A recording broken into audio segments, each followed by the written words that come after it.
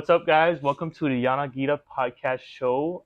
Today we have the man himself, Justin Yanagida. Oh man, Ooh. Jojo, this is good, man. This Dude, is because good. we do so many conversations. Yeah, outside of the podcast too. Like they don't even know. Like one day we're in Oahu, we're talking till like what 3 a.m. Oh yeah, on Oahu. I remember this. Yeah, I remember this. and even just like driving, we're just driving and driving, go all the way to the dead end. We're like, where are we?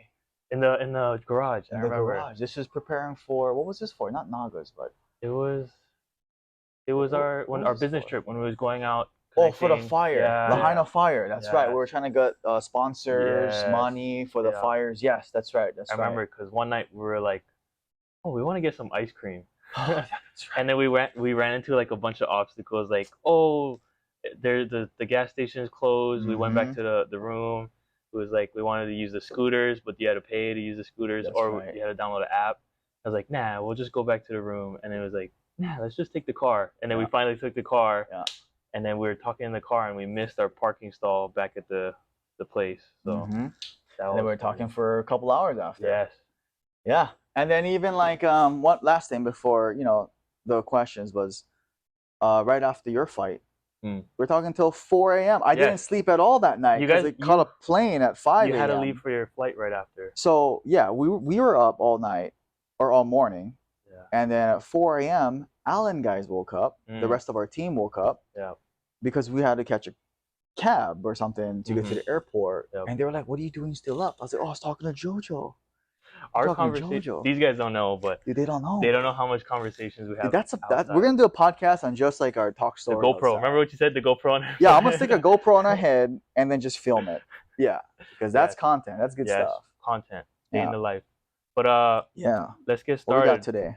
For the new people watching, give a brief introduction on yourself. Like, let them know who you are, what you do, and Yeah. So, parents immigrated from Japan, and the interesting thing was I couldn't really speak English until maybe 4th grade fluently.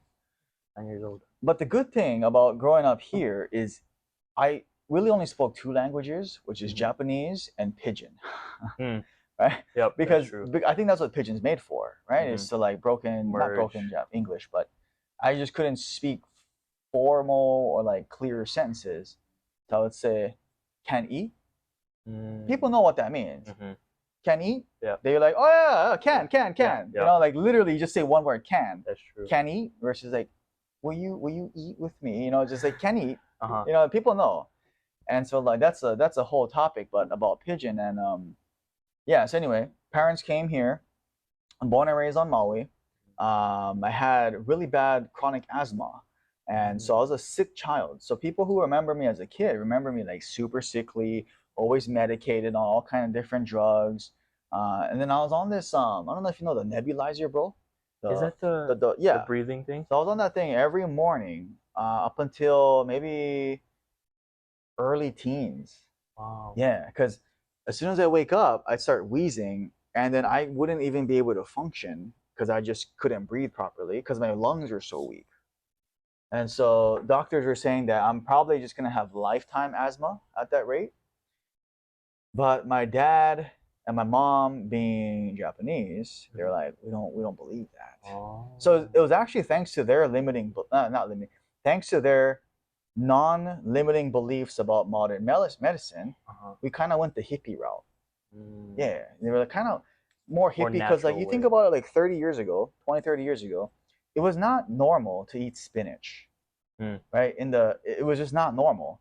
It was pretty standard to eat cereal and some like normal stuff, box foods, and we started eating vegetables. I hated it.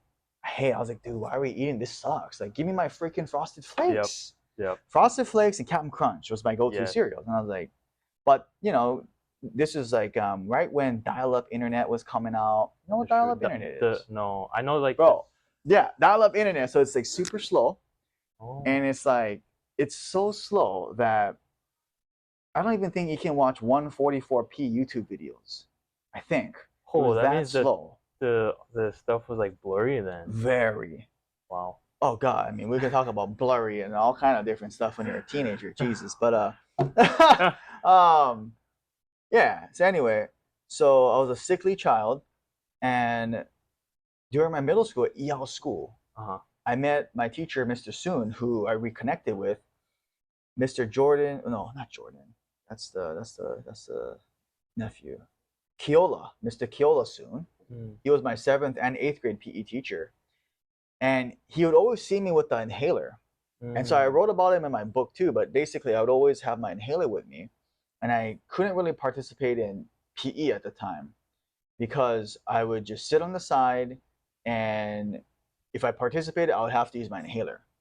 Oh. And so I remember one day after class, he said, Yanagida, we're going to go, I'm going to have you run every day after school because do you want to overcome this asthma? And then at the same time, my parents were also in alignment with me going the hippie route of trying to strengthen my lungs naturally through, it was actually swimming and running. So that was my first two. I hated it. Plus, with all the drugs and everything, I gained a bunch of weight. So I was like, I think the doctor said I was 40 or 45 pounds overweight. And I was starting to get really high blood sugar. So like borderline pre-diabetic, high blood pressure, because, when you're all drugged up, you eat whatever. That's true. It's not good. And then I wasn't exercising until that year. And then I remember just trying to even run across that park, Wells Park. EL School Park. Oh, yeah. Yeah. So I was trying to run that park, and I couldn't even run one way without needing my inhaler and my lungs closing up. And so my PE teacher would come, he would sprint to me, hand me my inhaler, and then help me get back up. Dang. And then I'd run again. Nowadays, if we did that, that's a lawsuit, right? That's true. Right? Because imagine that. You That's go to true. a public school, and then your teacher, but it was a verbal agreement. We handshook on it. My parents were in on it too. But you think about it, like if you're collapsing because of asthma, and then he gave me the inhaler. But long story short, it went from trying to run 100 meters, which isn't that far. That's just like down like a parking lot. Yeah. I couldn't even do that. And then I was able to go half a lap without needing my inhaler. And once I saw progress, I was like, oh, I got to keep doing this. And then once I ran a full lap the first time in my life without needing the inhaler, I was like, but I needed it after I did the one lap. I forget how many weeks it was, but I ran one full lap. And I thought, I can do this. And then I ran 2, and then I forget how many laps it was, but he eventually had me run a 5K. Yeah. And this was late 7th, early 8th grade. And then once I ran a 5K, your confidence soars, right? Because, and then at that point, I'm able to swim, it wasn't much, but like 10 laps in a pool. Oh, that's still pretty, right? I worked up to it. That's hard. And I'm glad because my dad had the belief system, because his experience, him and his brother, my uncle, had really bad asthma, and they overcame it through swimming in Japan. Yeah. And so they were strong on doing cardio to strengthen my lungs. And then I read a book at that time at Borders. No, we don't have Borders. Do you remember Borders? No. Dang, Borders! Is that a show? No, not a show. It's a bookstore. Oh. It's what Barnes and Noble is today. Oh. And it was at the old. Do you remember Sports Authority? Yeah. Okay, good. Yeah. So it was over there. Oh, that was actually Borders back in the day. Before Sports Authority. Before Sports Authority. Oh. So I would go there initially to buy my Dragon Ball Z manga books. Oh. Yeah. So I'd pick up my Dragon Ball Z books, and then at the same time, it was like I was like, you know what? I kind of want to learn more about this fitness, because if it works for me, I just want to learn more about it. Yeah. And at that age, you start getting asked like, what do you want to do when you grow up? What do you want to do when you're an adult? You're like 14 years old. You don't really know. And I still remember it was like an old school like boot camp book, because boot camp was the thing, outdoor boot camp. And I remember reading through. I was like, wow, you got to learn math and science. I suck at both. But at the back of the book, it said something like personal training, you can charge like $40 an hour or something like that. And I was like, oh, I mean, obviously not that simple, but I was like, oh, okay. And but of course, it doesn't talk about selling, marketing. Mm. But I was like, oh, maybe I could do this personal trainer one day. Yep. And then I just don't read that book ever again for the next. Actually, I don't. I think I got rid of it somewhere in high school because I lost my dream. And then I go to high school, and then I started getting bullied. Yeah, because now I'm this skinny, like frail looking kid. Because I did all this cardio, right? I lost all the weight. And but you I'm didn't like, need that inhaler no more after? I didn't need the inhaler anymore. Wow. By freshman year in high school. Wow. Yeah. So the doctors, that was the first time they said, this is a special case. And this is kind of borderline miraculous. Are you guys faithful in anything? And we're like, yeah, we're Buddhist. They're like, and then they kind of went that way. But I was like, no, we just put in a lot of work. And I almost died a bunch of times. And there was one time I didn't have my inhaler. So that freaked me out too. But anyways, now we're in high school. I think I'm good, right? I'm like, yeah, I'm 8th grade. I'm top of the middle school. Freshman comes. Now we're the little guys, right? Freshman in high school. And then after that moment, I was getting bullied. I was like, oh shit, like this is not good. And then before you know it, I'm wearing I'm that kid with the black hoodie. That's why when some of our classmates meet, they're like, dude, that's you, bro. Justin. Yeah. What? Because I'd sit in the back of the classroom. The quiet one. Very quiet, put the hoodie. And I remember thinking like, really not good thoughts. Because, you're at that age. And then it was actually that year in high school, because I'm getting all this, things happening at school, which I'm very grateful for now. Without that, I wouldn't have gone to martial arts. But just staying on this topic, but at that time, it sucks, obviously, right? Like the people you thought were your friends are now, stabbing you, not in the front, but in the back, which is worse than getting stabbed in the front. That's true. Right? Because at least you get stabbed in the front, you see it like, I don't like you. Great, we agree. You're honest. Versus like, in the back. So I felt like I lost all my friends. I felt like the people I didn't know would pick on me. I'm easy target.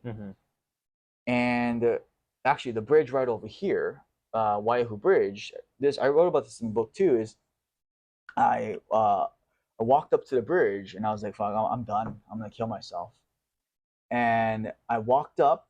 At the time, there was no guardrails like there is now. Oh. Yeah, before there was no guardrails because the people commit suicide there. Wow. Yeah. Just last year, I think it was, there was a body hanging off the bridge. Yeah. And then the year before that, during the pandemic. So, and this was got to be 2007, right? But anyway, I just remember because when I went there, I remember the day I legitimately thought I'm going to disappear and die. Because I remember walking home. So for everybody, I would walk home from Baldwin to, it's not that far, Baldwin to, I kind of live by Sackensif, Parkside.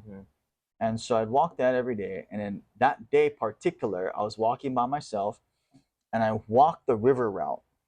So I went through Baldwin, I came down by Minute Stop area, and then I went towards the riverside by the post office. So I cut across, and I'm walking around along the river thinking, how would life be if I just get washed away? And then as you go down, down, down, down, my thoughts get worse. No reason to live. World's a better place without me. No one's gonna care if I disappear and die. Who cares? I'm fucking, whatever. And so when I get to the end of the road, by the river, the bridge is there, and I still remember how cold I felt. I walked up to it, and then it was my right foot. I took my right foot off, and I remember thinking, oh shit, this is like, like your dreams. Yeah. When you feel like you're dying in your dreams. I had that sensation, like this is just a dream. I'll die and have a better life. Because that's, like the Buddhists, the reincarnation, karmic cycle, all that stuff. So I was like, what? I'll just die and come back to life, some way, shape, or form. But at that moment when I lifted my right leg off, I just saw an instant flash of my funeral. It was my grandparents, and it was my parents, and some family members in Japan just you know, heartbroken and all that. Um, and then at the same time, though, I could see all of my bullies and people picking on me laughing.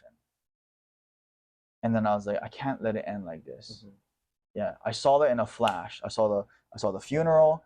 I saw me looking from above, my parents crying, my mom and dad, my grandparents, um, and then the bullies and stuff just kind of laughing because at the time it was Maui News. The newspaper was everything. Yep. So they would look at the newspaper and think, huh, laugh and whatever. Obviously, it's just made up in my head. But I envisioned that, and then I took my foot off, and then I made a promise to myself because I just backed up and I just crouched and I started crying. I don't know how long I was there crying by the bridge. When that happened, I remember feeling really free in a weird way. I still remember it because we were and it's ironic we're right here. We're not too far away from the bridge, so it's a good reminder. And you know, obviously, mental health is a legitimate thing, and I agree. And it was really interesting because that day I remember thinking, well, if I'm going to live, there's a saying in Japanese, yaku ni, basically you gotta be of service. You have to be adding value to your community, right? Basically, you have to, you know, you can't just like take up space in Japanese culture because it's very whether good or bad, right? It's just very like collective. Martial arts, military, martial, all, you know, whatever is we're together, we're oneness, we all wear white gis, whatever. Military, we're all in uniform, you know, stuff like that. So, and I remember thinking like, all right, well, I remember my grandfather and my parents saying that, basically saying, you know, yaku ni tatte moraitai, which basically I want you to be, you know, someone that can add value to people. I remember thinking, okay, shit, I don't know. I'm 14 years old, but I said, and it sounds kind of ludicrous because thinking back, it was pure delusion. And basically, like, you're like deceiving yourself because you're 14 years old. You just thought about killing yourself. And then, you know, and then at the time, looking back now, it's almost like a flash of like, oh shit, you know, you're going to die. And well, the self delusion at the time was, I'm going to do something really great, where the bullies are no longer going to bully me. That's true. Yeah, and that was at 14 years old, and this was before any type of working out seriously. This was before high school wrestling. This was before high school judo. This was before jiu-jitsu. This was before my, you know, few months stint at Wailuku boxing. This was like none of that. And I just thought, okay, I'm gonna do something. I don't know what it was. And fast forward, you know, and then going through that process. Later in high school, I was 16. It took about a year and a half. Came across my first boxing lesson with my friend Ramon. Yeah, he's freaking great guy. I remember you brought him up. Yeah, Bubba B. Yeah, he's a beast. And he was boxing with Coach Jeff of Wailuku. It was at peak performance on Alamaha Street, right next to where Goodwill is nowadays. Oh, by like the industrial area of going to Costco. Yeah, yeah. Okay. So we were over there, and then he was like, he would call me Kiko, for like Kiko Man show you. Oh. Yeah, he's like, oh, Kiko, Kiko, hey, para Kiko. Wow. And then he'd be called Bubba, right? Bubba B. He'd be like, oh, Kiko, why don't you come? You know, we'll do some boxing together. Cool. And I still remember my first session. I was scared to death. It was like kill or be killed. And he was just like fixing my punches because I did a little bit of karate, and it was just terrible. And I remember thinking, okay, you know, this is kind of interesting. First weekend, I got thrown into sparring, and I got destroyed by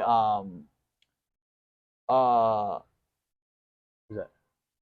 I don't know. It wasn't Arnell. It was Ace Ace. Ibanez. He was a Oh. freaking killer, man. Oh. And obviously they were going light. Mm-hmm. You know, it's my first week. Yep. But like, you know, like when you're just blasted with Yes. volume. Yep. And You I know was they just can like, put some power what on is them. going on? Yep. And that's when Brandon Vischer was there. That's when Coach Jeff's son was there. Holy, they had some killer. And Arnell was there. There was some crazy talent. And then I only lasted for a few months. And then I saw these guys. It was Professor Ehrman. I was like, why are they wearing, you know, these gis?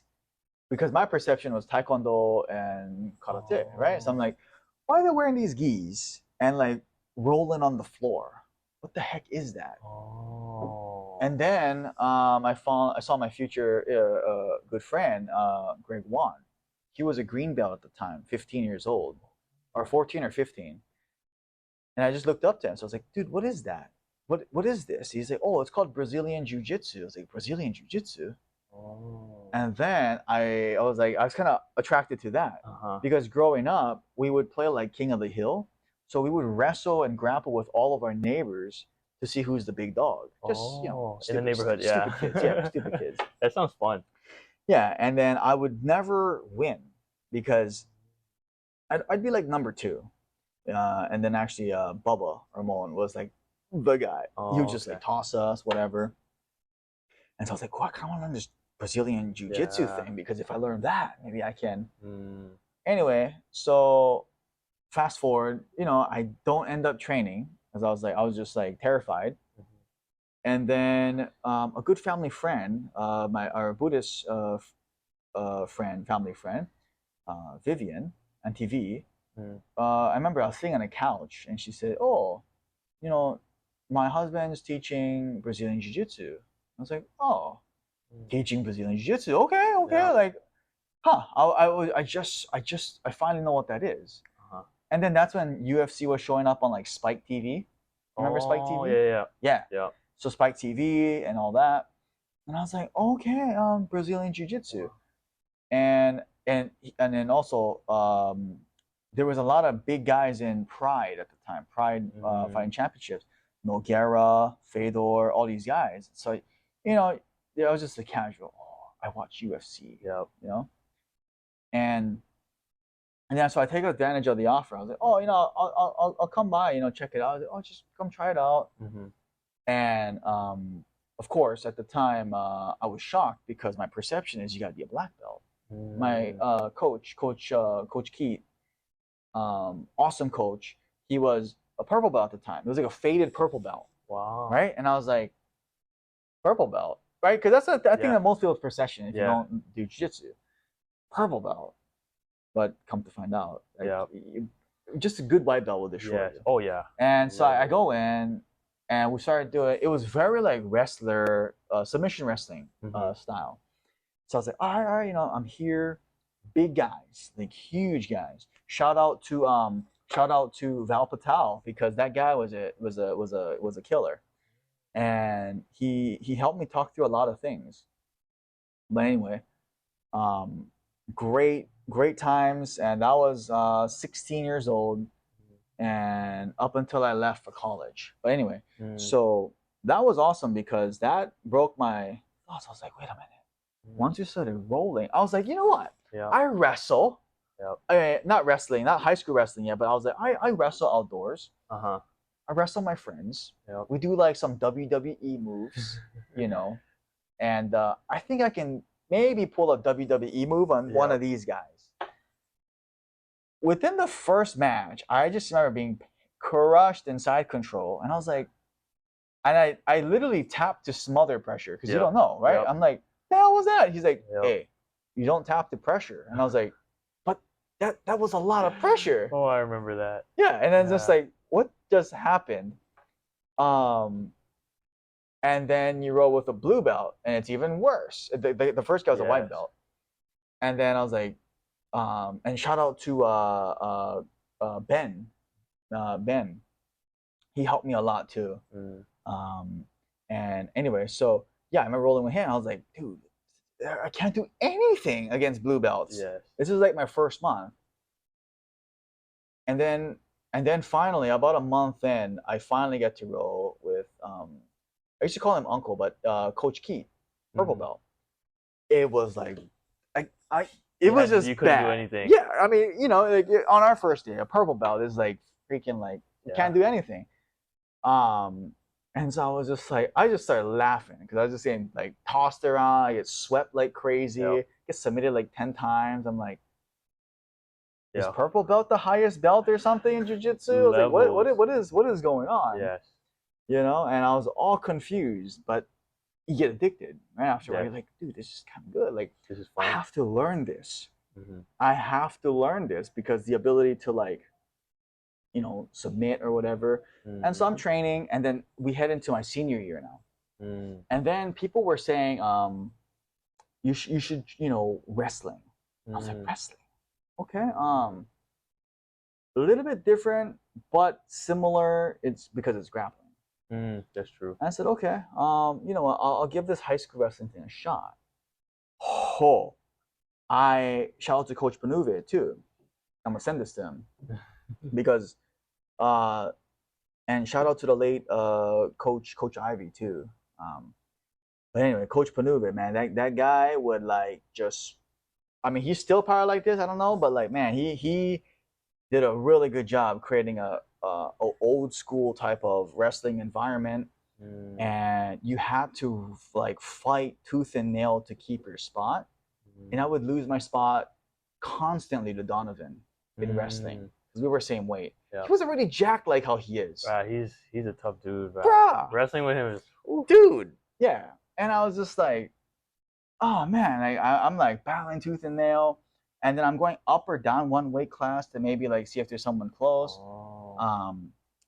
But anyway, that was very good experience, and I just remember like that was the first time I think I remember just constantly throwing up in the wrestling room. Yeah. Ooh. See, getting ready for season and all that stuff. I was just like, this is another level. And that was probably the most like they try to like there was this week called the Kamikaze. Basically, it's like a hell week. Wow. And I don't remember exactly what we were doing, but all the blinds were closed. We have like all 50 young, hot, sweaty young men in there. We're just dying, and girls too. And we're just all dying, flopping around, trying to do what they're saying, sprawl, shoot, whatever. We can't really think. Yep. But yeah, that was really good experience because Naga's was right in between high school wrestling because Naga was like October, November at the time, and that's high school season. Yep.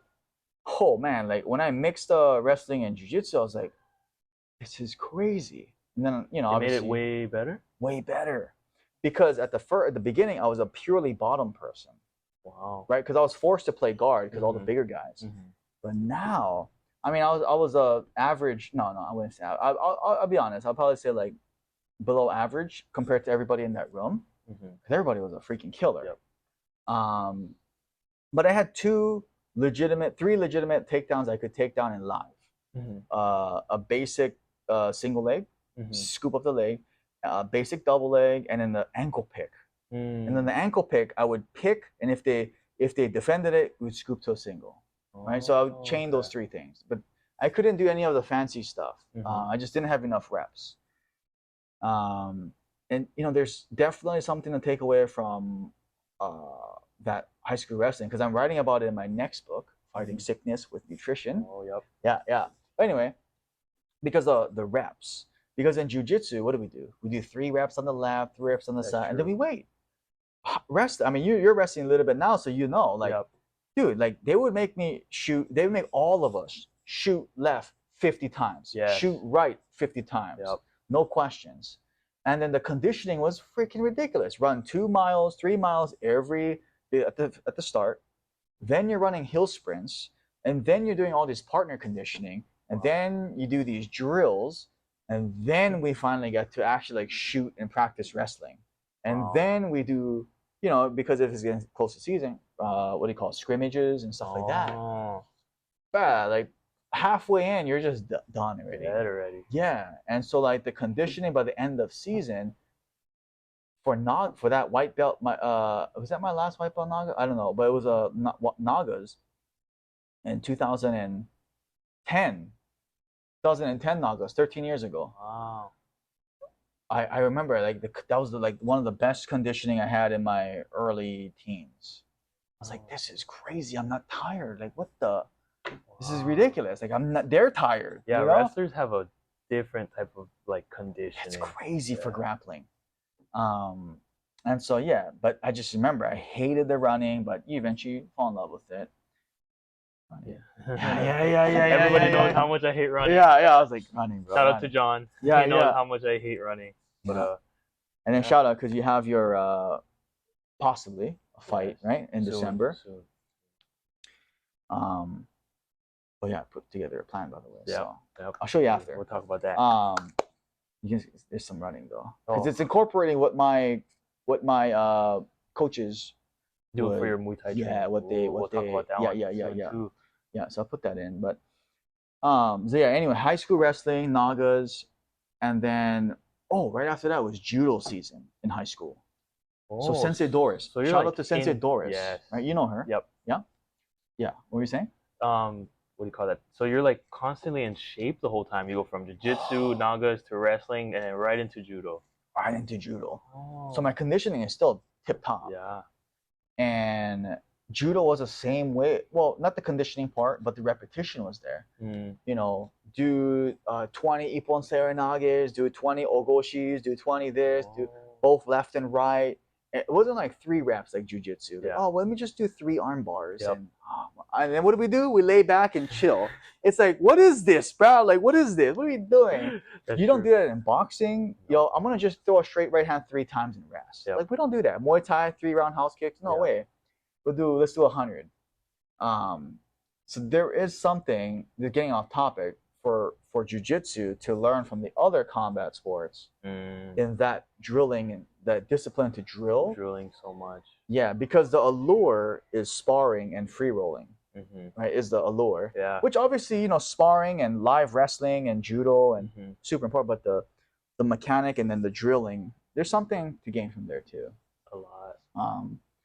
But yeah, high school judo, that was awesome experience. But more important than the martial art was the self-belief and the self-reliance you gain and the self-confidence. Yes, that one's crucial. Because that was the first time in senior year that the people that used to pick on me and bully me stopped. And shout out to my friend Robin. We're good now. We're super good. Actually, we're better than good. He comes to work out, here and there. Awesome. Back in the day. He was one of the guys who would like pick on me, and just make trouble. And then he called me out, and then he just pretty much just like comes at me. He's a wrestler, so he he's a really good wrestler. He just come at me, tackle my legs, and then within like 10 to 30 seconds, triangle choke instinctually. And then we stand up. He's like, nah, that was bullshit. You know the usual. Yeah. And then the second one, and this was in my book too, I wrote it, was not a triangle, rear naked choke. I don't know how I ended up on the back, but this is what, like 6 months of jiu-jitsu, Jojo. 6 months. That's true. I was a 6-month white belt or something like that. Levels to white belt. It's crazy, bro. And he's been wrestling for 4 years. Wow. 4-year wrestler. I had 6 months jiu-jitsu and maybe 6 months of wrestling. Wow. That's crazy. And anyway, so that ended that. And then people around were like, what the hell was that? Like what? Justin, what? Justin? And then that kind of spread around, and they're like, and then it kind of becomes like, but that's why I really believe martial arts is so important. It doesn't matter what it is. Some sort of self-defense or self-offense, you want to call it, something, because it teaches the self-confidence. And it was just automatic. It was like, wait, a 6-month white belt, but I just triangle like instantly. I think that's true. Okay. And I remember standing up like, did that just happen? That's how I felt with my first like submission ever. Right. I was like, whoa. Yeah. And where it's just automatic, and probably when you fought too, it's just automatic. Yeah. And you know, long story short, you know, that's high school, and then I completely forgot about my dreams about fitness at that age already Because you were because so focused. so focused. Yeah. But I was also having really bad grades in school. Oh. Yeah. The end of senior year, I had like a 1.9 GPA, and 1.9 GPA, you can't participate in sports. That is true. It's minimum of 2.0 or So 2.5. 2.0, or yeah, I think it was at Nowadays they least kind of probably higher. Yeah. I think higher. Yeah, I think for my time it was 2.0 maybe, or maybe 2.2 or something like that. Something But like that around there. I was 1.9 or 1.8. And so I remember having this talk, and I was like, "Fuck!" Like I really want to compete judo, and freaking. But I'm worried I'm not gonna even graduate. Right? It's my senior year, so I was like, "Shit!" Like I can't afford to. My mom and dad said, we don't care. You know, we're not like a typical parents. You don't have to be an attorney. You don't have to be a doctor, because there was a lot of pressure in my family friends in the immigrant space. Yes. Japanese, Korean, stuff like that. You know, where our parents would say like, "Oh, you're gonna become doctor, Lawyer, nurse, yeah, something like that." Yeah. Which I understand, because it is a really good job, and it's also, you know, pretty secure. But my parents just said, you know, you do what makes you happy, but please just graduate high school. Yeah. We don't even care if you go to college or not. Just please graduate high school. And so, and then I was like, all right, the last 3 months of high school, just finish, you know, just barely graduate. And then now in college, I go to community college, KCC. That's where I start working out with Andrew. We're roommates. And we go to the YMCA. It's the YMCA by Ala Moana, Atherton. Oh, okay. Me and him would catch not the Maui bus, but the Oahu City bus, and it drops us off right at the edge of Ala Moana, and we just walk over to Atherton YMCA to go lift, because we were like bros at the time, right? Get jacked. We're into bodybuilding. That's what we're into. And I saw a sign on the sign. I still remember. It said, "Looking," or it was either said "looking" or "hiring personal trainers." And then this bald guy the bald Japanese guy was there. Me and Andrew were walking in, and I'm like, "Oh, look, personal trainer. This was my, you know, one of my goals, you know."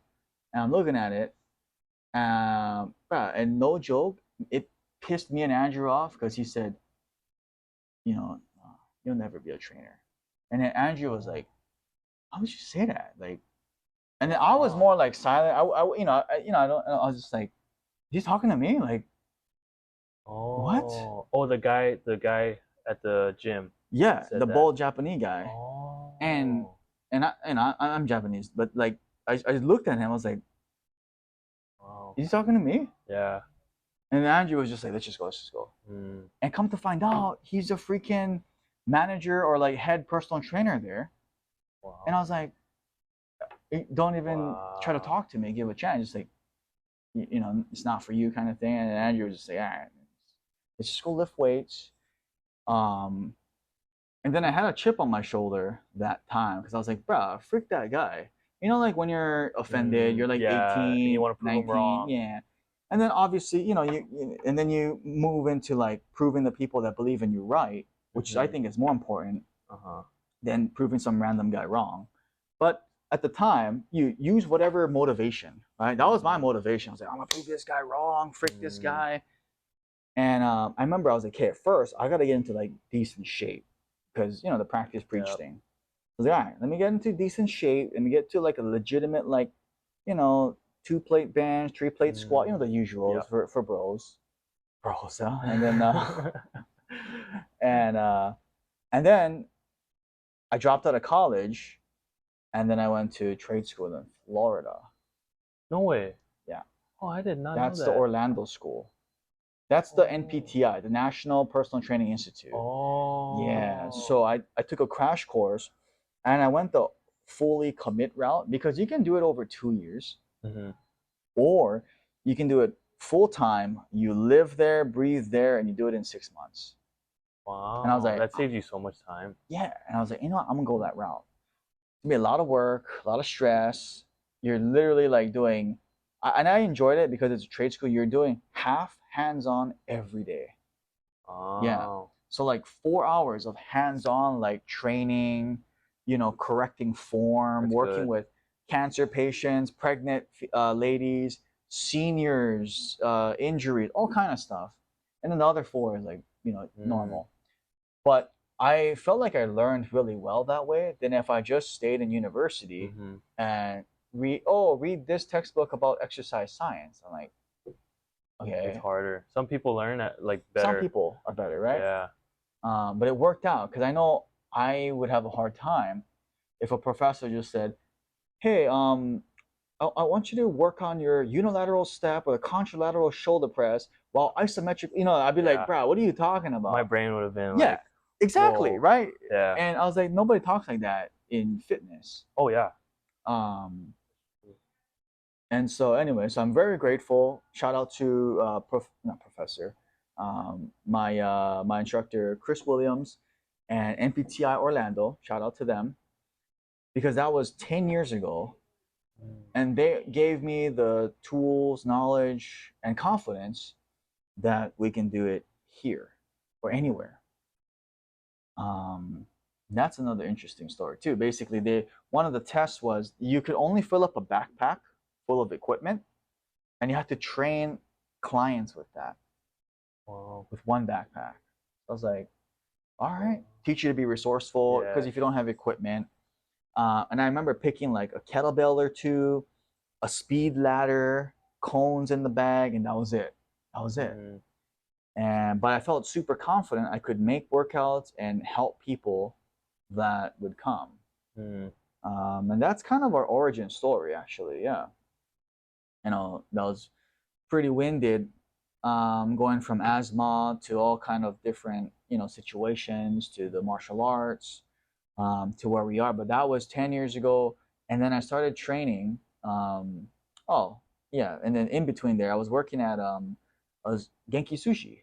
Oh, I remember you mentioned that. Genki Sushi, and I honestly had good bosses. At the time was Sandy. My direct bosses were like Tracy, Archie, Zelly, Chloe, all great, and they would always try to help me out, make sure schedule all that good stuff. 18 years old, 19 years old, and I really owe them a lot too because you would share tips, and I'm like, ooh, this is great. Like let's just store this, and then I pretty much went broke for the school. And then I came home, and then I remember had $59, and I was like, all right, I got $59. What do I do? But thankfully, I remember what we got taught. So I went to Sports Authority, bought a kettlebell or oh no, it was was it a kettlebell or a speed ladder? One or the other, or both. And then I just picked up some cones or something from Craigslist, and that was it. And then that was the picture like at the War Memorial or like the ones at my backyard, Parkside. That was it with that like $60 worth of equipment. And then I would leave a little tip jar or ask people for tips. I was like, hey, can you just tip whatever you think it's worth? Because until you get some sort of money, it's just for fun. Yeah, that's true. And then people started paying me $10 a class. I was like, oh, okay, $10 an hour. I'll take it. That's true. $10 an hour. That's just as much as being a waiter. I'll take that. And once I got that, just training after training after training, and I was still working out at this gym over here. It's no longer there, but it used to be called 808 Fitness, 101 Fitness, something like that. The old Gold's Gym on Kolu Street. And Mr. Van Walkie, oh man, I used to call him Uncle Walkie, but dude, I have so much respect for him because he would tell me, what do you want to do with the fitness? We have a bunch of trainers on the island, and I like it because he keeps it real. Yep.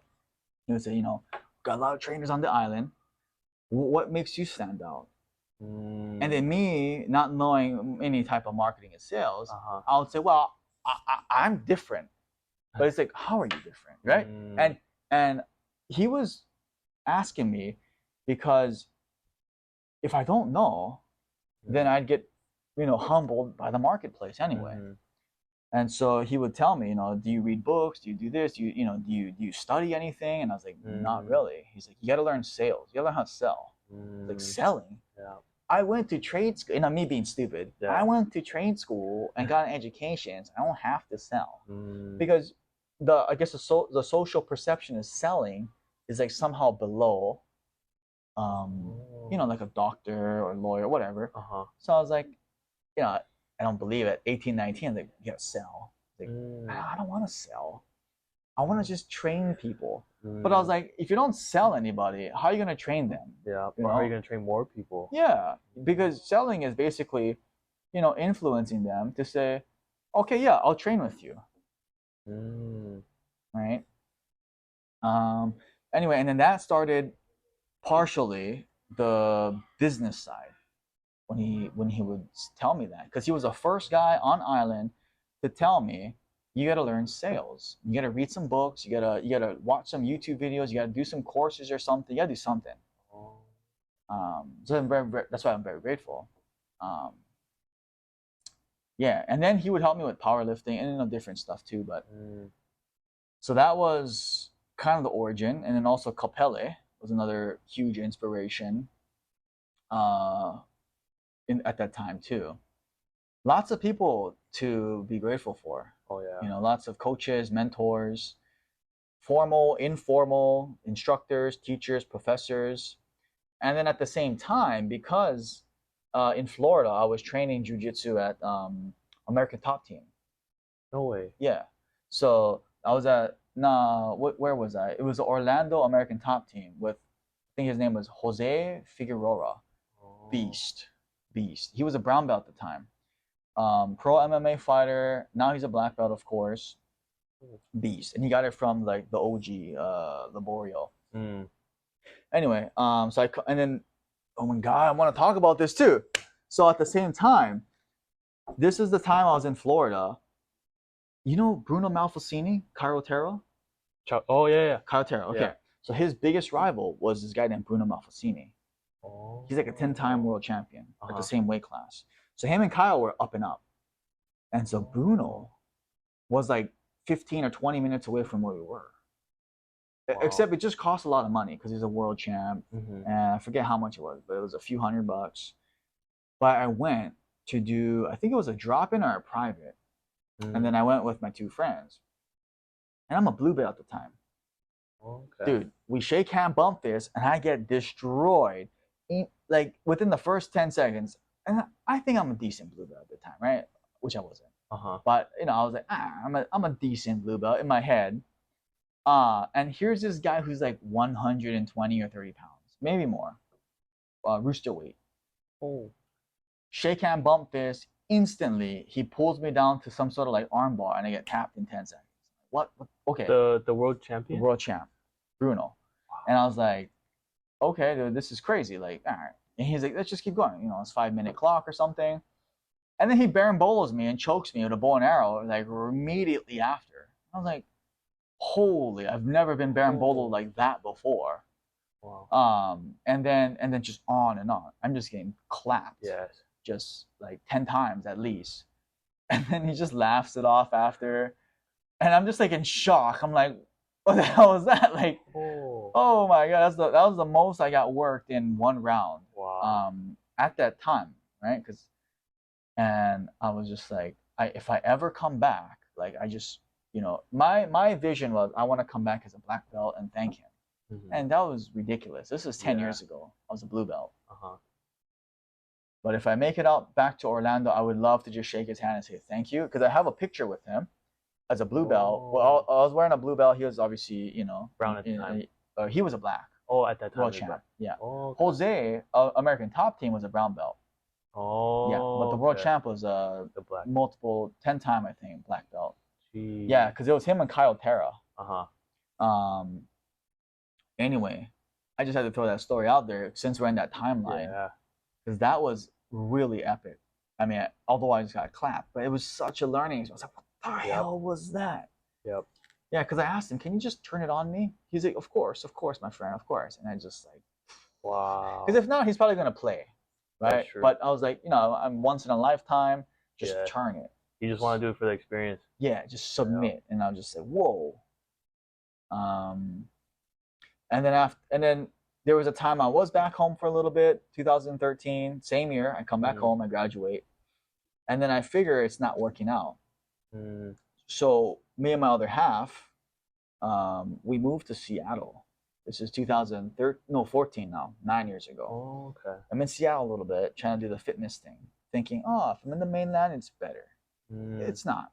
It's who we are that dictates the results, not the location.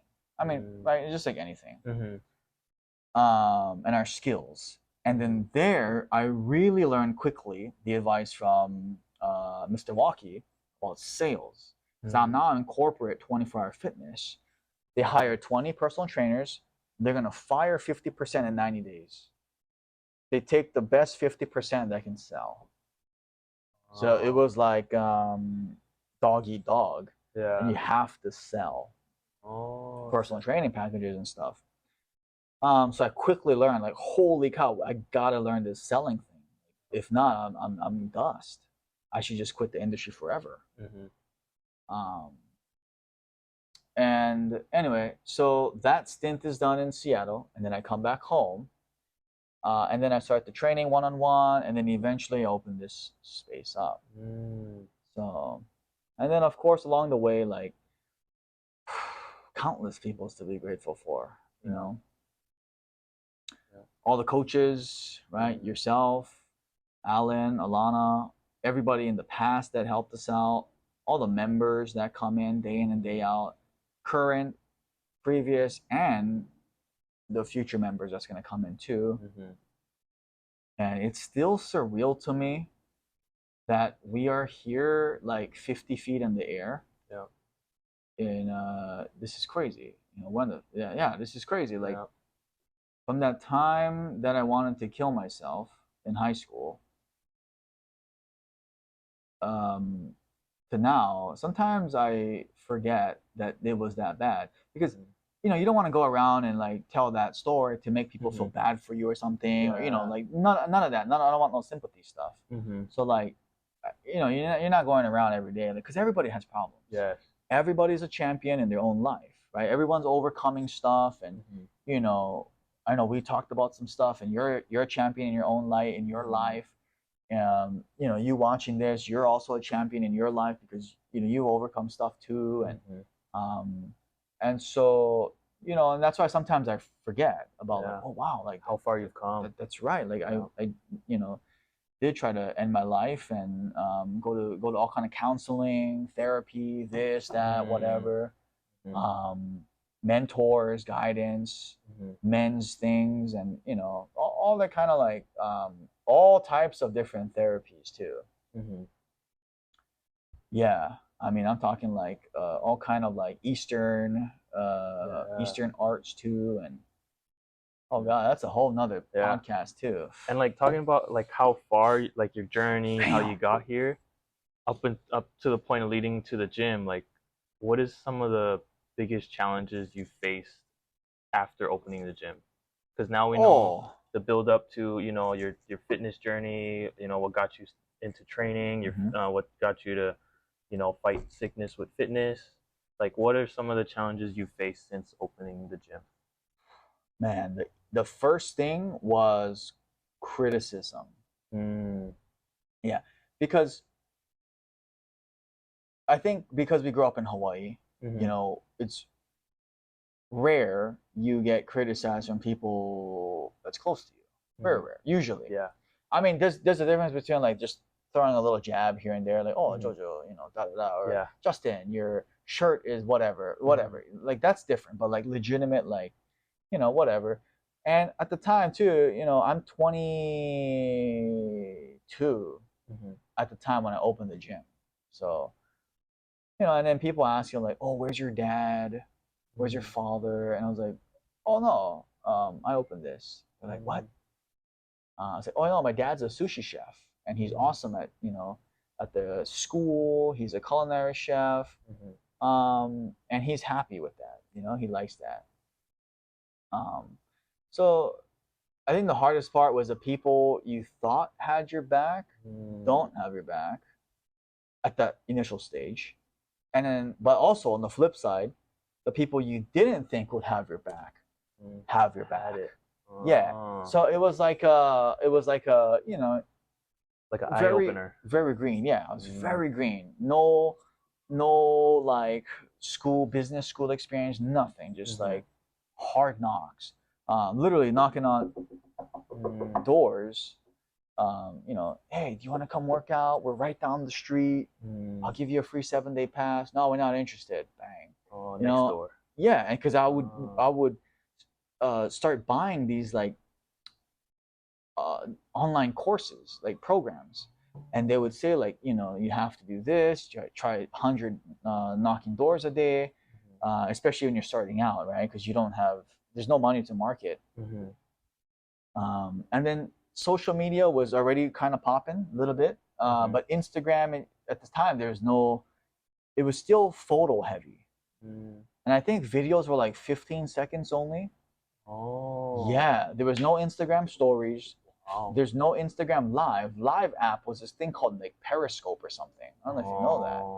But Facebook bought them, or Instagram bought them, I think, or Facebook did.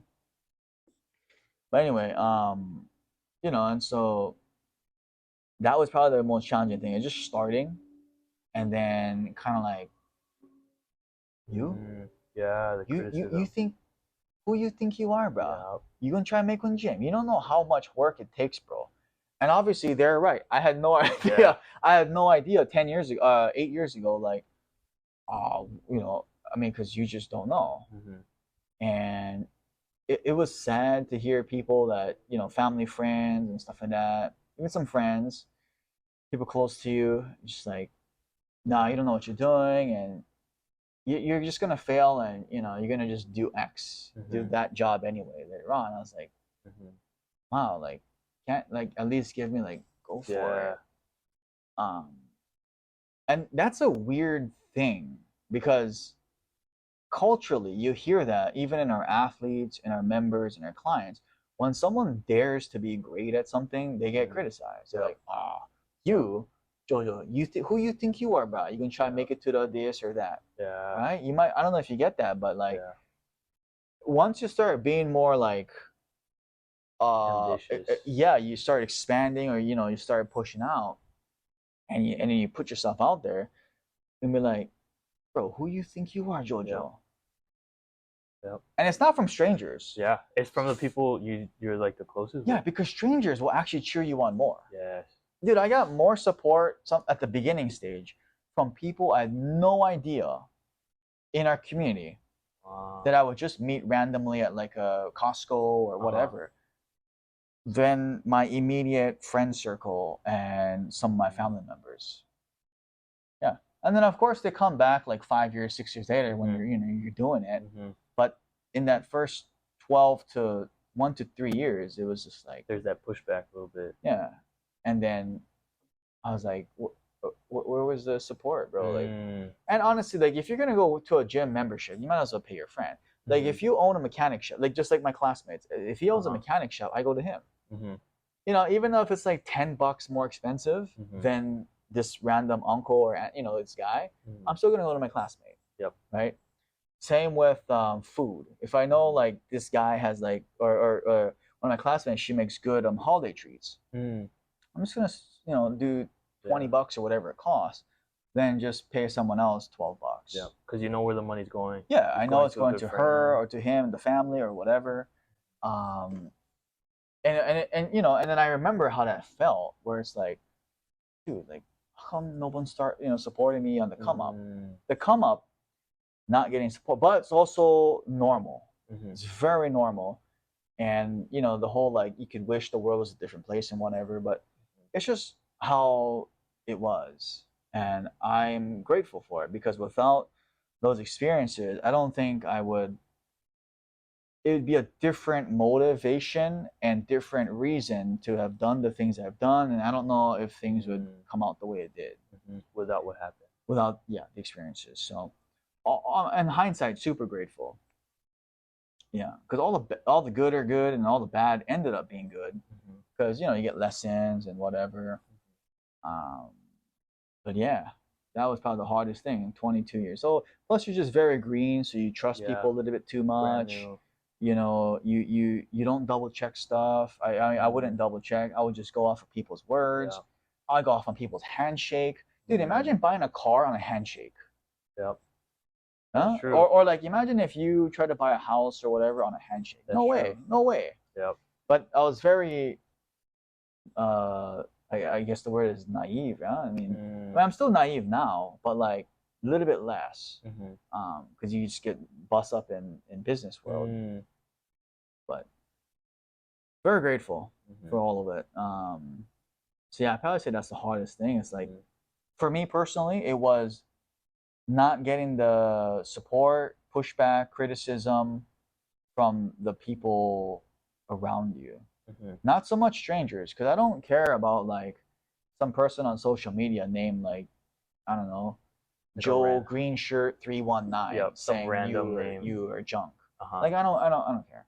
But I would about like my friend saying, your thing sucks. You have no idea what you're doing. You're charging too little or too much or not enough or whatever. Yeah.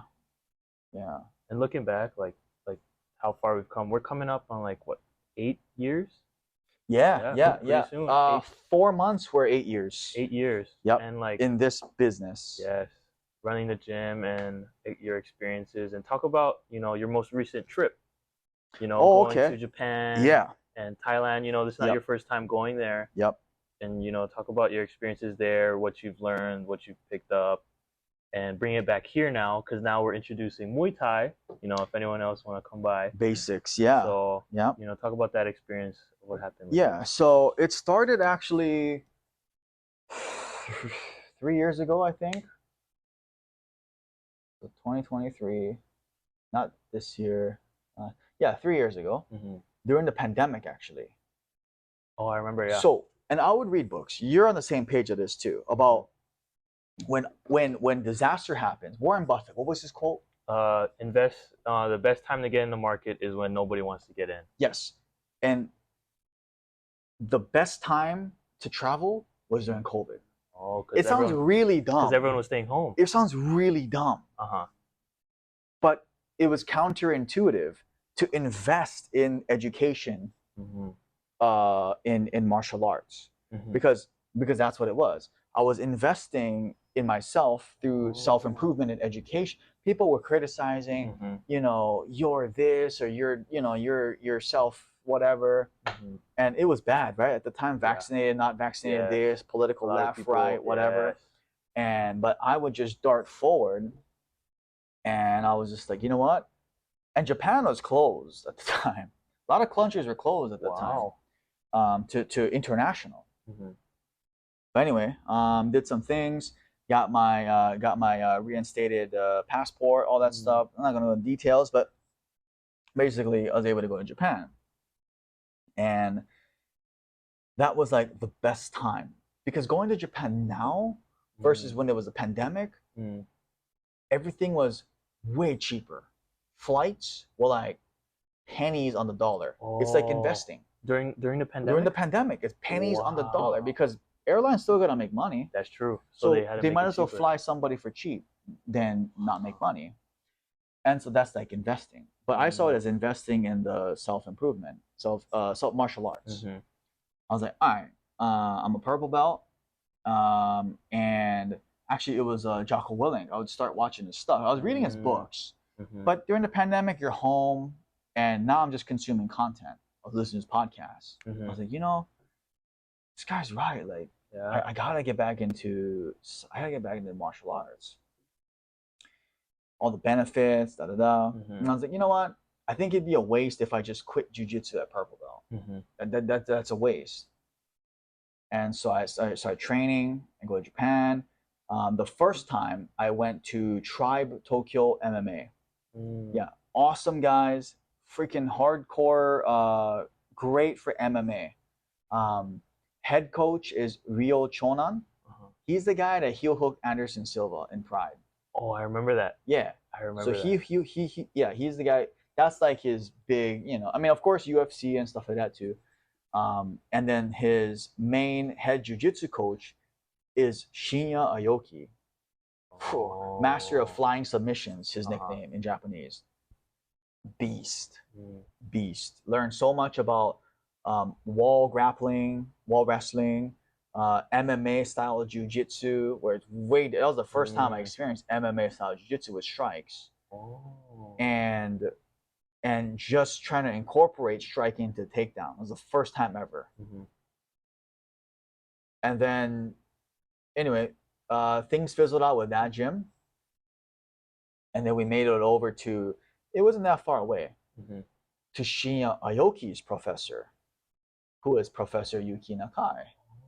Yeah.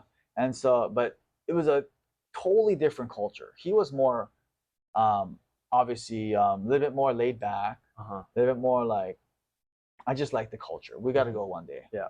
In Tokyo, the Padesoda HQ. Anyway, so I went to his professor and I was like, wow, this is like, I can be here. Yeah. And they would train super hard. I mean, killers, like national champs, all types of these world level jiu-jitsu, but super cool guys. I was like, dude, I think I can get better here. Very welcoming. And then, so I basically kept training there. And at the same time, there was a Muay Thai gym. His name is Ratachai. I'm sorry, not Ratachai. That's the current one in Thailand. What was his name? Chandet. Chandet. Yeah. So he was my first Muay Thai coach. You've probably seen the picture with the heavy bags in Tokyo. So he came from the upper part of countryside of Thailand. He's a Lumpini fighter. You know what Lumpini Stadium is? No. Dude. So in the Muay Thai world, it's probably a little bit different nowadays, but back in his era in the 80s and 90s, if you fought in the Lumpinis, that's like basically like worlds. Yeah. Yeah. And he was like top level. He eventually fought in K1, Pride, all that stuff. Wow. Very well respected. 167 fights. 167 fights. What the heck? Yeah, that's what I was thinking. I was like, dude, I can learn some Muay Thai from this guy. So that was the first time I learned legit Muay Thai. And I was like, okay. Because before then, I was learning like kickboxing. But I wasn't taught properly how to turn my hips or like, it was more like boxing mixed with karate kicks, which is fine. It's fast, but not as much power. That makes sense. And that's kind of what Japanese K1 kickboxing, from my understanding, was. It was Western boxing with karate style kicks, which is why K would stand for kickboxing, karate, whatever, and then number one or something like that. Maybe he could be wrong what he told me, my coach, but anyway, so that was awesome because I got to train with Crew Chandet, and I was like, dude, this is freaking awesome. Like, I've never thrown an elbow and stuff like that, like how he was teaching me, you know? And I was like, dude, like this is deadly as hell for MMA. And then after, long story short, that was a 2-month stint in Japan. Wow. Yeah. But everything was cheap because of COVID. Dude, rent where I was staying, US dollars was like $10 a day. What? Yeah, you think about it. That's because of the pandemic. Now it's like $1,000. I mean, not a day, but now it's like 10x. Oh, it's like $100 a day. Right. Now it's like 10x. But that's like the Warren Buffett thing. Like, if a stock is $100 and it drops to $10, would you buy it? Yes, I'm buying 100 of those. Yeah. Yep. So that's how I saw it. And I was like, dude, this is freaking genius. I mean, it wasn't good. Like, it sucked because Japan and stuff like that was, you have to wear a mask and stuff at the time, but it was so worth it. And then after that, now I felt like, okay, I feel a little bit more legit. I'm going to start teaching, a little bit of jiu-jitsu. Nothing serious. Because, I was just like, all right, well, I'm just kind of getting back into like MMA style, getting back into the gi, and then basically the following year I go to Japan and I compete at the All Japan and do the all this nationals. stuff, and and it was a great experience. And then I reconnected with my Muay Thai coach up there in Japan, and he was the one. He's like, you should go to the homeland because his where he's from, right? And he's like, you should go to my home country, if you're serious. And I was like, I mean, I am pretty serious about this.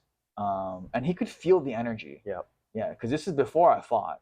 So I was like, I got to do this, And I think he could just feel that, like, that fire. Oh shit, like this guy's Yeah. like not just training for fun or for fitness or fun. This guy's serious. Yep. And the reason why was to bring back more credibility home. Oh, yeah. Right, because shout out to Riley Dutro and Boogeyman Muay Thai, because we had them in this podcast. Yep. Was it? Actually, yeah, it was the Yeah. floor below. Yep. We had him, and super grateful because they were like, yeah, you should go after it. You go after what's your goals, your dreams, stuff like that, because you're gonna regret it if you don't. So, major props to them, because that was one conversation. I was like, you know what? That's so true. This is years ago too. But anyway, so yeah, fast forward, got my brown belt, and now I'm like, all right, I'm gonna follow my coach's instructions, and because everything was still kind of closed, flights and everything was like ridiculously cheap, even to go to Thailand, because Thailand just opened up. Oh, after the pandemic. It just opened up. Oh. To like the tourists, right? Because you needed like a special visa, working wise, but the tourism it just opened up. So, but flights were about to start getting expensive, so I was like, I gotta do it now. Oh. The timing was bad. We're still going through the pandemic. We got the cops called on us because we're not, wearing our masks properly or whatever, and so like, it was not a good time for us. But there's never a good time to take action. That's true. Right? Just like your fight. Yeah. Was that ideal? Yeah, it was. I remember I was telling you I wanted to finish school first. Yeah. But I'm still in school and I'm taking a fight. I was like, you know what? Might as well. I'm not gonna get this time back, and I'm not gonna get any younger. Yeah. So. I said there's no perfect time. Yes. Right? So same like that, where I was like, you know what? It's just gonna get worse if I don't do it now. And then that was the trip, the 2-month trip in Thailand. That was last year, where I was training at Tiger Muay Thai and just following their curriculum. And shout out to Coach Leonidas. I don't even know his real name. We just call him Coach Leonidas. Yeah, he's a beast. And yeah, he was our head coach. I still consider him my head MMA coach, and great guy, just great training partners. Holy. Oh yeah. I mean, there was like some names at the time. This is when like who was training there? Peter Yan, Hamza, all these guys, and Darren Till, and I specifically remember Peter Yan was training for his fight with Sean O'Malley. Yeah, and I think I shared with you this story, but the story about him doing his conditioning. It was a Saturday. Oh, I remember. He was training super hard with the two other guys, and he would hop off. The two other guys are like flattened out, exhausted, tired, and he's walking around with his arms up, like breathing, catching his breath. Anyway, so I'm just observing, and I'm like, dang, like that's very impressive. He has some crazy cardio. And then he's the first one to go grab the mop bucket, and then obviously the two guys like plop up and immediately go help him. And I was like, it's like little things like that. Yes. Dude, that's respect, bro. Yeah, like, dang, the little things. And he was number one or two because he had just lost his title to the DQ to Aljamain Sterling. With that down knee. Yes. This was right after that. So people still consider Peter Yan the champ. Oh yeah. Because it was an accidental knee to the head. But he was winning that whole fight. Yeah. Yeah. So when he was fighting O'Malley, or maybe it was one fight off, but basically when he was for the camp for O'Malley, that was really epic. Yeah, the energy was pretty crazy. Especially with Thailand just opening up. Lots of good Russians. Man, like, and I kid you not, there was like dozens of people that looked like Islam and Habib at Tiger Muay Thai. Tiger, yeah. That must Yeah, and I was just like you must have shaved head, and then you know that the facial. beard. Yeah, yeah, Yes. yeah. You must I'm have like, had some crazy wrestling bruh, rounds. dude, crazy grappling rounds, Because I wall remember when you wrestling. came back, your wrestling was like, whoa. It awakened And your the judo. yeah, yeah, because a lot of them were judo black belts, Yes. right? Um, judo black belts and really good wrestlers, Mm. which I had to quickly learn really quickly. I was just like, oh, I mean, because high school was a while ago, so I was like, like I gotta get back to like, and it was so different. Yeah. Shooting a double leg for MMA, because for sport, wrestling, our knees we penetrate step and our knees hit the mat, right, or in between. But for MMA, I can catch an uppercut depending on what rule set 1FC. I can get knee in the head. Yep. And so we were being drilled. Even Shinya Aoki in Japan would tell me this. And then Tiger, they would say, shoot without your knee touching the ground.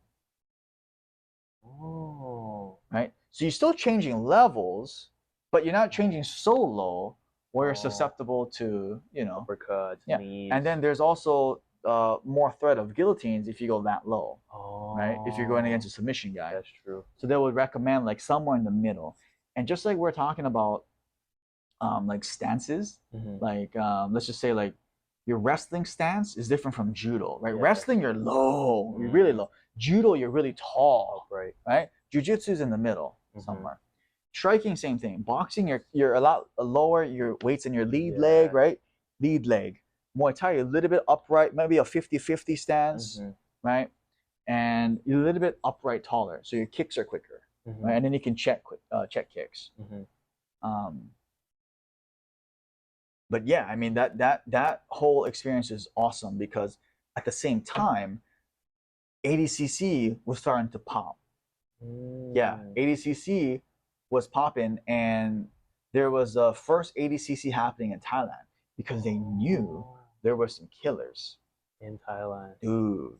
And there was the energy in that ADCC room. There were people from B Team. There were people of John Danaher students. There were I was like, oh killers. My goodness.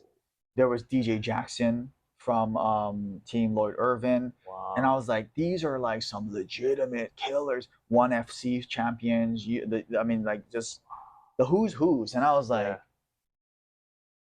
this is gonna suck. But my training partners and my coach was like, hey man, just do your thing. Yep. Just treat this, just be yourself, go compete how you train here. And it was a very aggressive training, right? There was no flow there. Russians don't flow. They're coming to grab your neck. They're like, the most common was the head and arm, right? Because from wrestling. Yeah. So they hunt head and arm a lot. And so it's very aggressive, and I like that. And yeah, and then long story short, I did all right at ADCC. And I was just like this. It was an amazing experience. Yeah. Amazing, lots to learn. And lots of mistakes, lots to learn, and it was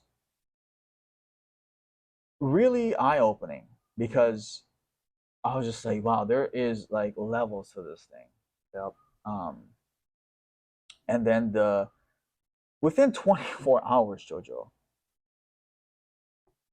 Leonide, MMA coach, Tiger.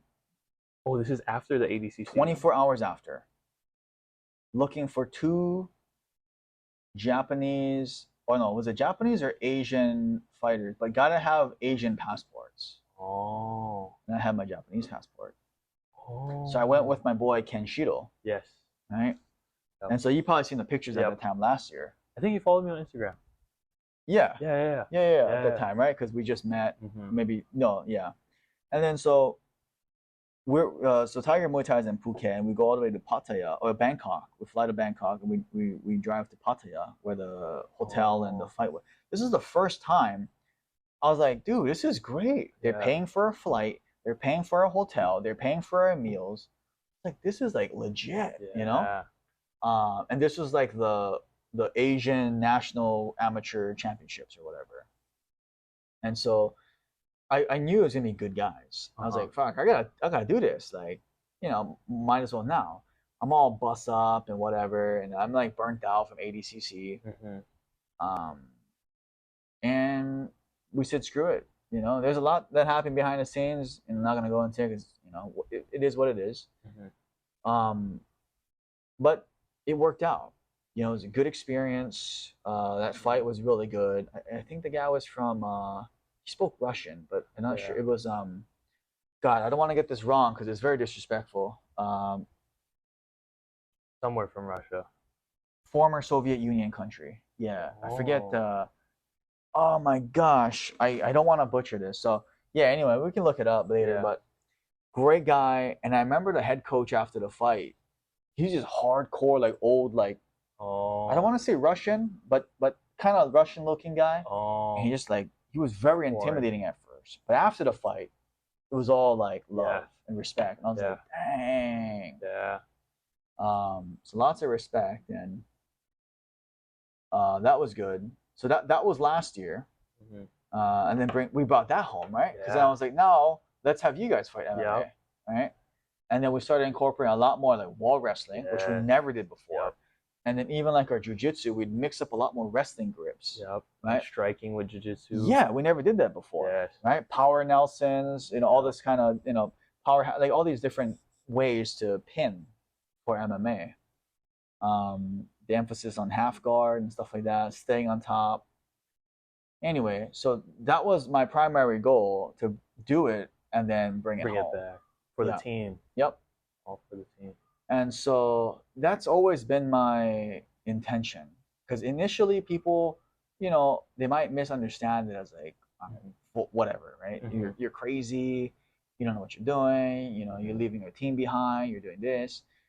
But our team knew, especially after the first, you know, after the first one, they're like, oh no, he's doing it so he can bring this home. And then we all start leveling up together in jiu-jitsu and stuff. And you know, and long story short too, even this last one, I know my I had two main Muay Thai coaches, and you know, it was just really interesting because this was the first time I legitimately felt confident in just striking, because I didn't train any jiu-jitsu for almost 2 months. Oh, when you were in Thailand. Yeah, because the last week I was there was when I went back to Tiger, and you know that gi picture with the coaches. That was the first time I put the gi on in 2 months. Time. Wow. Yeah, and so, and that's why I was like, oh, okay, well I better, you know, but that was the first time I just did only striking for that condensed period of time, and it was incredible. Because I was spending a lot of my time at this gym called Yod Yut.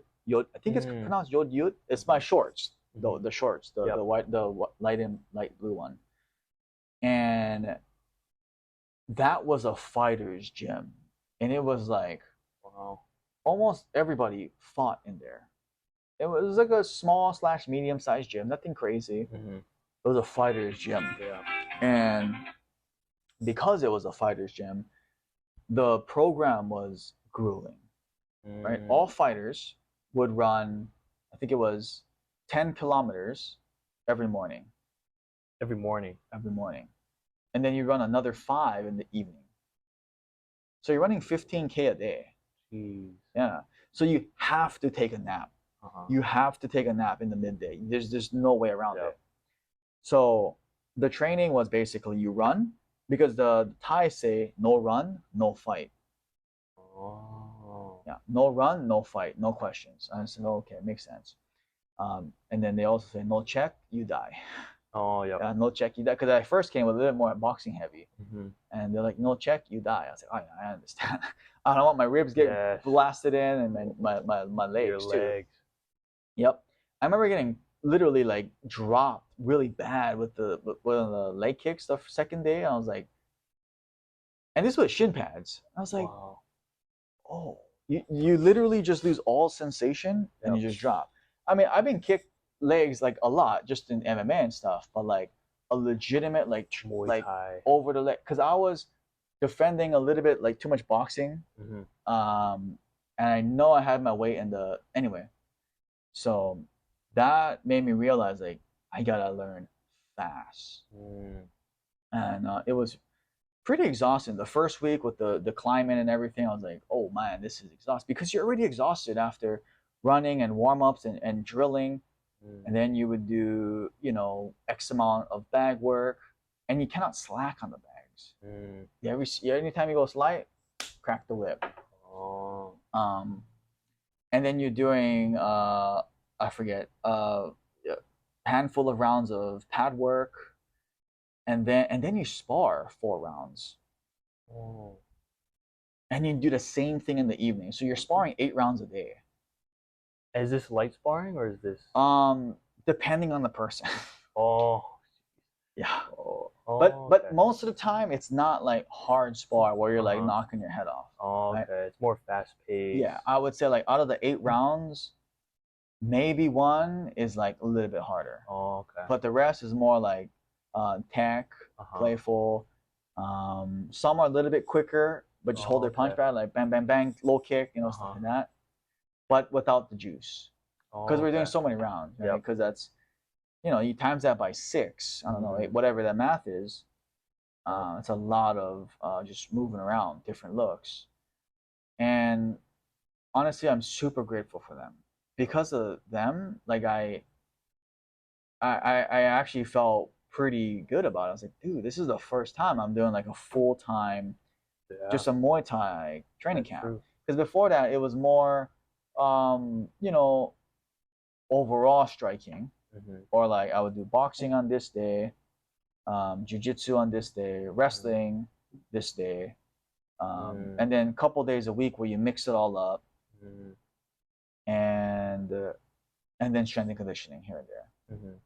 But this is the first time, and I don't know if I remember at that time I legitimately thought this Muay Thai training schedule was harder than MMA at one point. But at the same time, I don't know if that was just because I forgot how hard MMA was. Yeah. Because the wrestling part of MMA sucks in the sense of like grind, right?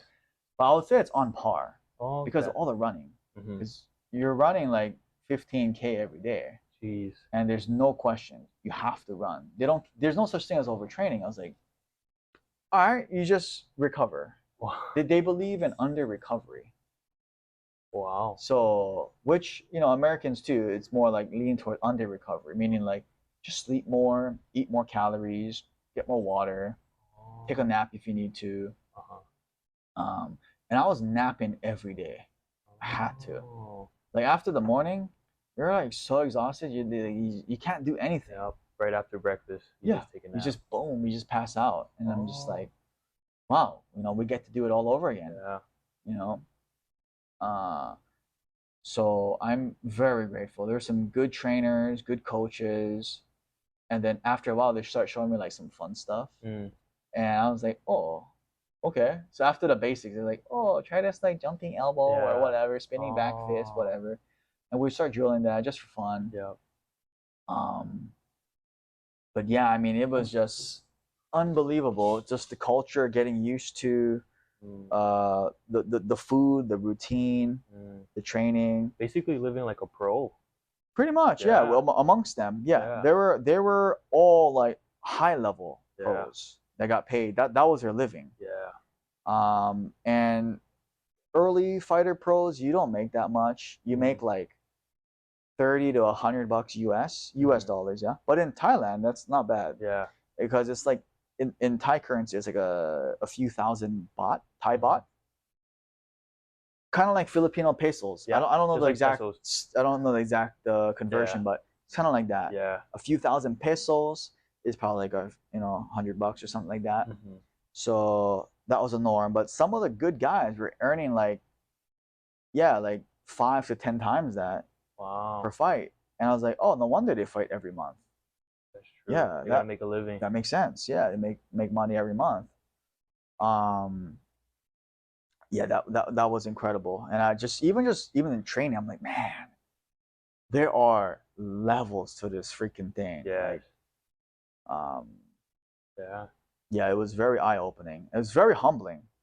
You know, and it was like, shit, you got to be humble or you're going to get humbled really Yes. fast. You know, like, I agree. I mean, in all combat I sports, agree. right? Jiu-jitsu, judo, Yeah. wrestling, boxing, Muay Thai. And that was I think that was the first time I genuinely started thinking like, wow, this is actually really awesome. Like, because after the first week, you're just burnt out. You know, you're borderline like puking and whatnot. Your body is whatever. By the second or third week, I was like, you know what? I think I'm getting used to. Yeah. And then that one day off on Sunday, bruh, you're just vegged out, sleeping all day. Yes. Drinking. You don't even have energy to do anything. Yes. And then the Thais would joke, my coach would joke, no boom boom, yeah? And I was like, boom boom. They're like, boom boom, you know, boom boom. No lady boys, no I was like, lady boys. Yeah. Anyway, that's a whole nother topic. But I was like, no, I'm tired as hell. Like, I don't have any energy besides like just washing my clothes, eating food, sleeping, and maybe like literally like just lying down and watching something and then sleep again and recovery. Repeat. Yeah.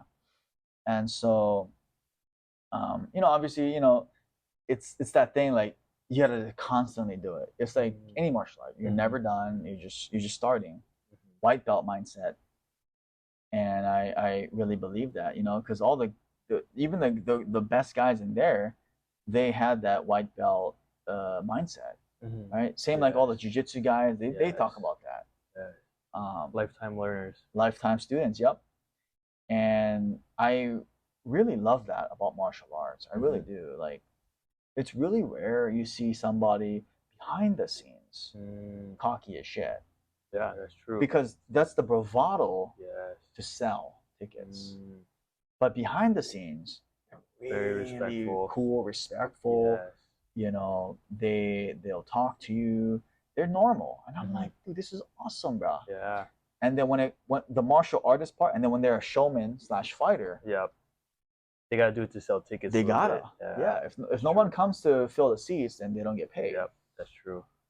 So I'm excited for you guys too. Like, see you guys showmanship soon. But anyway, very grateful, and you know, I'm just dust in the sand, dust in the wind too. But you know, I'm just trying to do our part. You know, I'm just trying to do our part.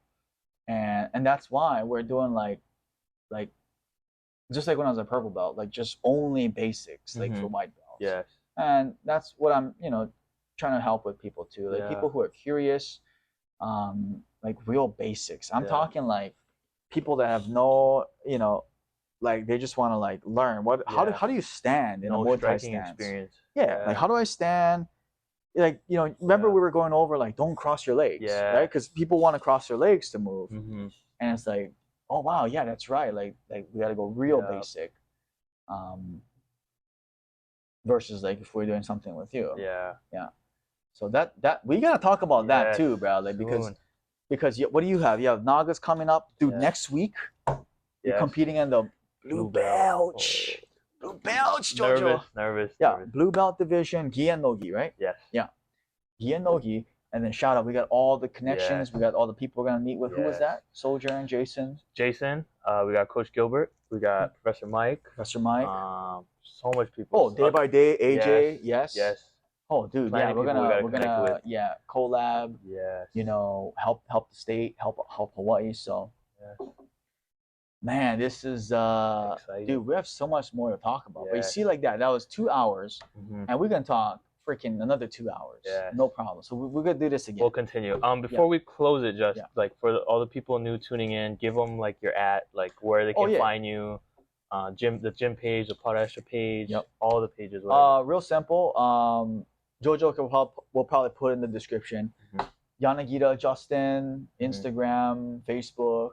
Yanagida Jiu Jitsu Fitness, Instagram, Facebook, and then Podesha Hawaii. It'll all be in the description. You can just click on it. Yeah, that's the magic of JoJo. Yes. Dude, and then real quick, do you guys want JoJo as like our like legitimate like co-host? Because he's good job. He does a good job, and I know I've been watching the videos too. All because of Justin. I just like we gotta do the co-host. Follow what Justin does and just make it official. Yeah. So leave in the comments, and we'll see you guys in the next episode. Thank you guys. Yeah. Thank you. Peace.